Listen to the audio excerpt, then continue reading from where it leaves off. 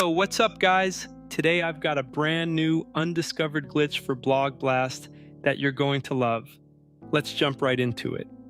First, open the game and head over to Classic Mode. Once you're in, click on the settings icon in the top right corner and keep replaying until you get horizontal blocks.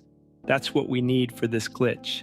Now, once you have those horizontal blocks, place one right above another, just like this. Make sure to leave 2 or 3 spaces, depending on how many blocks you get. In my case, I got 3, so I'm placing them accordingly. Next, add another block in this pattern, and watch what happens.